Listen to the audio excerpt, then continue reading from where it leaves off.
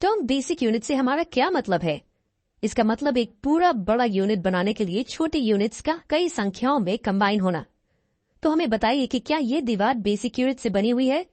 जी हाँ, हालांकि ये देखने में एक दीवार लगती है, लेकिन ये वास्तव में कई सारी ईंटों से बनी है। तो क्या हम ये कह सकते हैं कि ये ईंटें दीवार की बेसिक यूनिट है?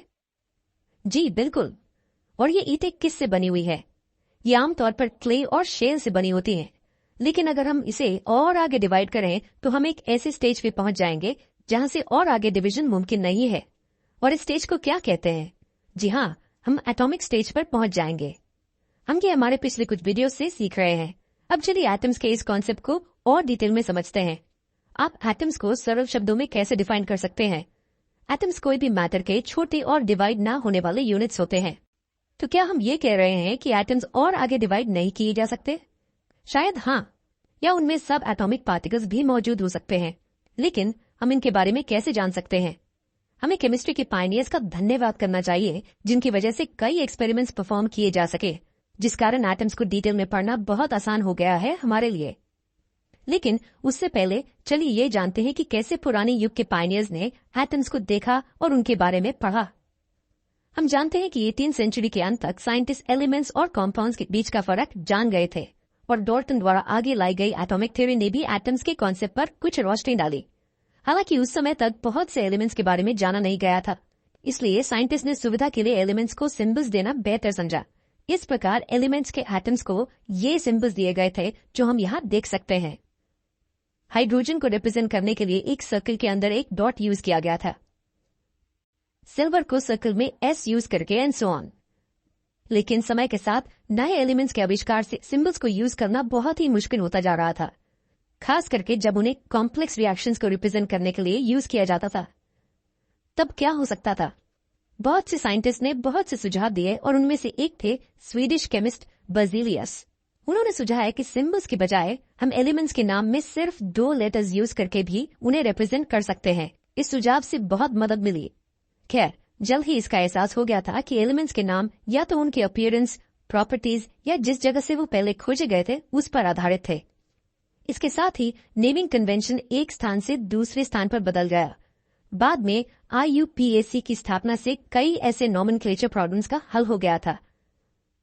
एक सेकंड रुकिए, IUPAC से हमारा क्या मतलब है? इसका मतलब international union of pure and applied chemistry है। ये एक कमेटी है जो केमिस्ट्री के सारे नियमों और कॉन्डक्ट्स को स्थापित करने से संबंधित है। एलिमेंट्स को नाम देने से सभी स्टैंडर्ड सेट करने तक बहुत से फंक्शंस IUPAC द्वारा किए जाते हैं। तो बहुत सालों बाद IUPAC ने एलिमेंट्स को सिंबॉलिकली नेम करने का नियम सेट किए। बर्ज़ेलियस के आइडिया को आगे बढ़ाते हुए कमेटी ने सुझाया कि एटम्स को उनके पहले लेटर्स को अपर केस में लिख के सिंबॉलिकली रिप्रेजेंट किया जाना चाहिए, जैसे कि हाइड्रोजन के लिए H।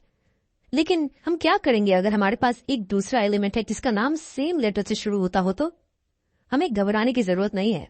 हम पहले लेटर के बाद वाले लेटर्स को ले लेंगे, लेकिन उन्हें स्ट्रिक्टली लोअर केस में ही लिखेंगे। ये रहे कुछ एग्जाम्पल्स। हम हीलियम के लिए HE यूज करते हैं, एल्यूमिनियम के लिए Al, कोबाल्ट के लिए CO एंड सो ऑन। यहाँ कुछ एलिमेंट्स के सिंबल्स ऐसे हैं जहाँ दूसरा लेटर एलिमेंट के नाम का अगला लेटर नहीं है, जैसे कि क्लोरीन के केस में हम Cl लिखते हैं।